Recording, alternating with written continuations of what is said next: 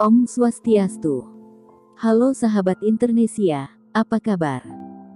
Semoga selalu sehat, bahagia dan selalu dalam lindungan Ide Sang Hyang Widiwasa, dimanapun sahabat berada.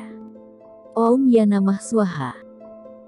Di video kali ini, kita akan membahas secara lengkap tentang dimensi alam tengah, yang dalam ajaran agama Hindu disebut Boah Loka, atau dimensi kedua dari 3 dimensi yang ada di Buana Agung. Sekedar mengingatkan, 3 dimensi yang ada di Buana Agung atau alam semesta, dalam ajaran agama Hindu disebut Triloka, yang terdiri dari Burloka, Boah Loka, dan Swah Loka. Sebelum kita lanjut membahas Boah Loka, kami ucapkan terima kasih yang sebesar-besarnya kepada sahabat Internesia semua, yang sudah subscribe dan sudah menjadi penonton setia kami.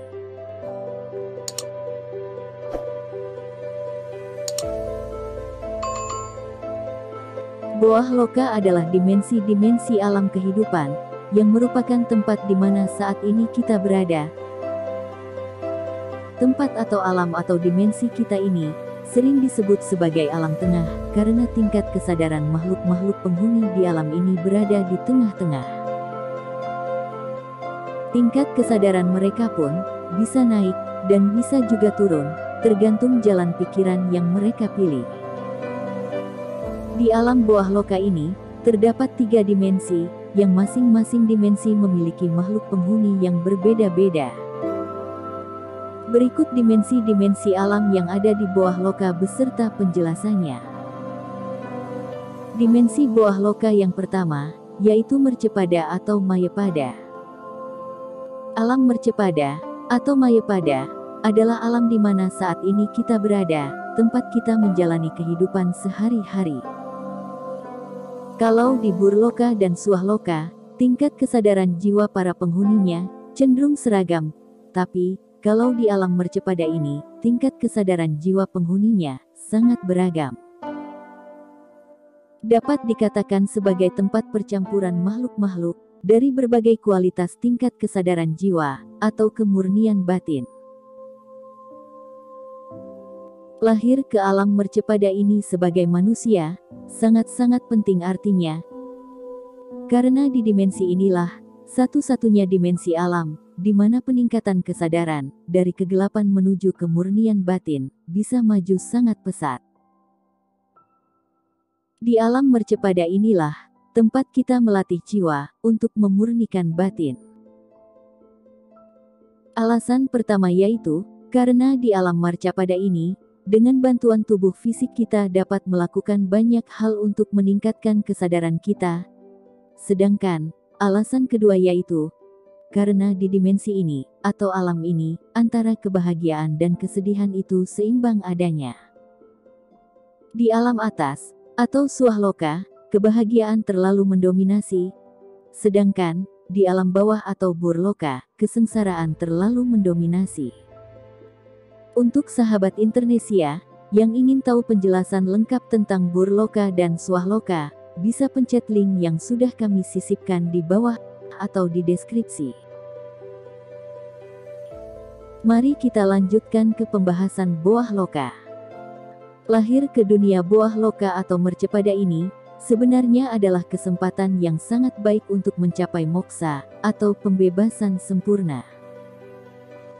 Para dewa dari alam suci pun, akan lahir ke bumi atau dimensi Mercepada ini, jika punya aspirasi untuk mencapai moksa.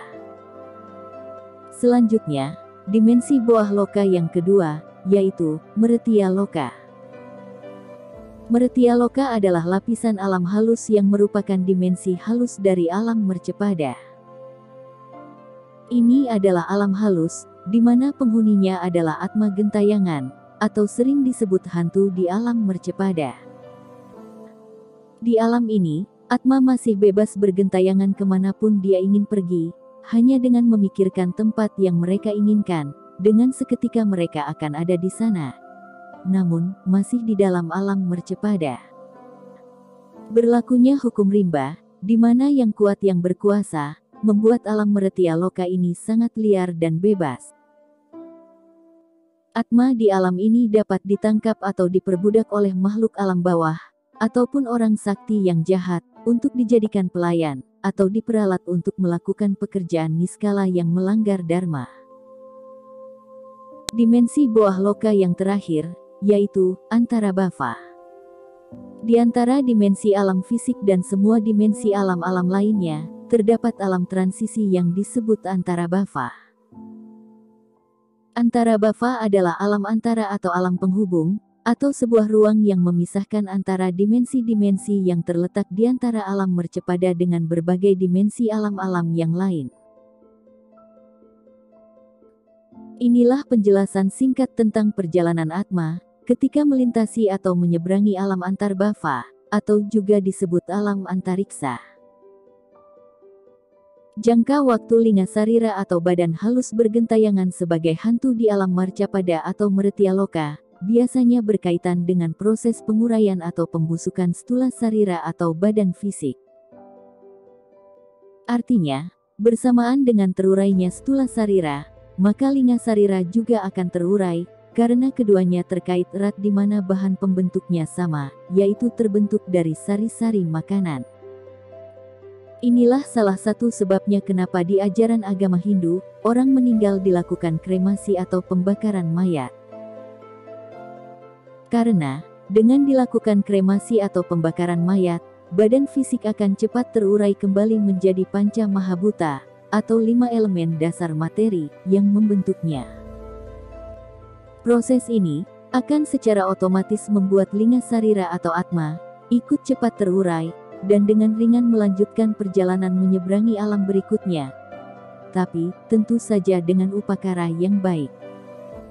Dengan begitu, linga sarira atau atma, tidak perlu berlama-lama bergentayangan menjadi hantu di alam mercepada atau Mrityaloka. Lalu, bagaimana dengan orang yang meninggal tanpa dikremasi?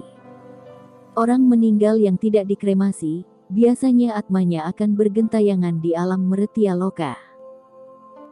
Ini disebabkan karena, sang atma harus menunggu badan fisik atau kasarnya, terurai terlebih dahulu dengan sendirinya. Jadi, selama badan fisiknya belum terurai sepenuhnya, selama itu pula sang atma akan bergentayangan di Mrityaloka atau di mercepada. Ciri-cirinya bagi atma ketika atma akan meninggalkan Mrityaloka dan menuju antarabhava adalah, sang atma akan melihat alam mercepada atau Mrityaloka ini semakin remang-remang, dan samar-samar. Alam mercepada ini pun dirasakan semakin berjarak dan menjauh dengan dirinya. Ciri-ciri ini pun menandakan bahwa badan fisiknya sudah semakin terurai dan menyatu dengan tanah.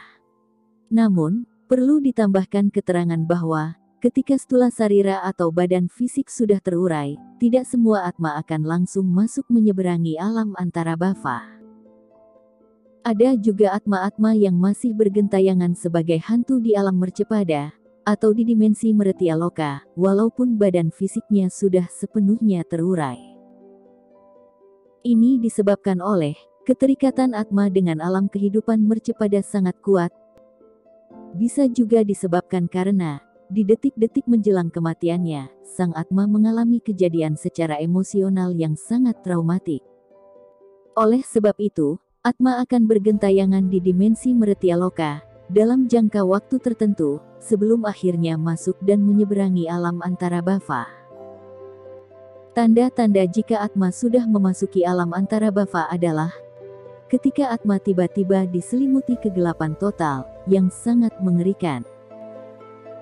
Kemudian, bagaimanakah perjalanan atma saat memasuki atau menyeberangi alam antarabhava? Saat menyeberangi atau memasuki alam antarabhava, kebanyakan atma akan mendengar berbagai suara-suara mengerikan. Sang atma akan merasa dikejar-kejar oleh suara gemuruh seperti gelegar ribuan petir, suara air bah dan berbagai suara-suara mengerikan lainnya. Dan, suara-suara tersebut, akan membuat sang atma merasa seolah-olah, dia akan dicincang, disiksa, dibunuh, dan sebagainya. Sehingga, suara-suara ini akan membuat sang atma ketakutan, lari ke sana kemari tanpa arah, disertai rasa sedih yang luar biasa. Suara-suara inilah yang menyebabkan alam gelap antarabhava ini, begitu sangat menakutkan. Rahasia yang harus dipahami di sini, bahwa sesungguhnya suara-suara ini bukanlah suara setan, juga bukan suara Tuhan yang marah dan menghukum. Tapi, suara-suara ini adalah suara yang merupakan pantulan dari samskara atau kecenderungan pikiran sang Atma itu sendiri. Suara-suara mengerikan ini pasti akan dialami oleh Atma yang di semasa hidupnya banyak melakukan pelanggaran dharma atau karma buruk. Seperti, misalnya di semasa hidupnya banyak menipu, banyak marahnya, banyak serakahnya, banyak mementingkan diri sendiri, banyak iri hatinya, dan sebagainya. Setiap rasa sakit dan kesengsaraan yang sang Atma pernah lakukan kepada makhluk lain di semasa hidupnya, baik secara langsung maupun tidak langsung, akan kembali kepadanya seperti hantaman bumerang. Hal lain yang menyebabkan alam gelap antara bava ini begitu menakutkan, yaitu, karena sang Atma sudah tidak memiliki badan fisik sebagai penghalang. Maka, apapun perasaan dan gejolak emosi yang sang Atma rasakan di momen ini, akan menjadi berkali-kali lipat. Kalau sang Atma merasa marah, maka rasa marah ini akan berkali-kali lipat menyiksa pikirannya. Kalau merasa takut, maka rasa takut ini pun akan berkali-kali lipat menyiksa pikirannya. Perjalanan di alam ini bisa menjadi perjalanan yang sangat menyiksa, kalau perasaan dan gejolak emosi sang Atma tidak stabil. Jangka waktu yang diperlukan untuk menyeberangi alam antara bava dan melalui kegelapan pekat ini, sangat bervariasi bagi setiap Atma. Bisa hitungan hari, bulan, tahun, puluhan tahun, ratusan tahun, dan bahkan, ada Atma yang menyangkut di alam antara bava ini dalam jangka waktu yang amat sangat lama. Disebutkan ciri-ciri atau pertanda bahwa Atma sudah di ujung, atau akhir dari perjalanan melintasi alam antara bava, dan melalui kegelapan pekat ini, adalah munculnya sinaran cahaya berbagai warna. Masing-masing cahaya ini merupakan pintu menuju alam-alam berikutnya. Cahaya inilah yang akan menarik sang Atma, dan sangat erat kaitannya dengan arus karma dan samskara dari Atma itu sendiri. Kalau selama masa hidupnya, sang Atma memiliki karma buruk, maka, sang Atma akan tertarik masuk ke salah satu sinaran cahaya yang membawanya ke alam burloka atau lahir kembali sebagai binatang. Sebaliknya, kalau selama masa hidupnya, sang Atma banyak memiliki karma baik, maka, sang Atma akan tertarik masuk ke salah satu sinaran cahaya yang membawanya kepada kelahiran kembali sebagai manusia. Adapun ciri-ciri lain atau pertanda lain, bahwa sang Atma sudah di ujung, atau akhir dari perjalanan melintasi bagian gelap dari alam antara bava ini adalah, sikap pandangan mata. Kalau pandangan mata sang Atma otomatis memandang lurus ke depan, itu pertanda perjalanan sang Atma akan mengarah menuju kelahiran kembali sebagai binatang. Kalau pandangan mata sang Atma otomatis memandang ke arah bawah, itu pertanda perjalanan sang Atma akan mengarah menuju ke alam-alam bawah atau alam burloka. Dan, kalau pandangan mata sang Atma mengarah ke atas, itu pertanda bahwa sang Atma akan menuju ke alam-alam suci, atau kembali ke alam mercepada. Oleh karena itu, hendaknya sang Atma melakukan upaya untuk selalu menengadah dan memandang ke atas, supaya bisa melakukan upaya ulang untuk perjalanan Atma yang baik. Demikianlah penjelasan lengkap dan singkat dari alam bawah loka ini, dikutip dari buku Samsara, Perjalanan Sang Atma, karya Nyoman Kurniawan, tahun 2014. Semoga video yang kami persembahkan bisa bermanfaat dan bisa menambah ilmu pengetahuan untuk sahabat Internesia. Terima kasih sudah menonton dan menekan lonceng subscribe, dan silakan untuk dibagikan atau di-share ke sosial media sahabat Internesia. Sebelum kami undur diri pamit, mohon maaf jika kami ada salah-salah kata, dan jika ada yang kurang, mohon ditulis di kolom komentar supaya kami bisa belajar lebih baik. Terima kasih, dan sampai jumpa di video selanjutnya. Om Santi, Santi, Santi, Om.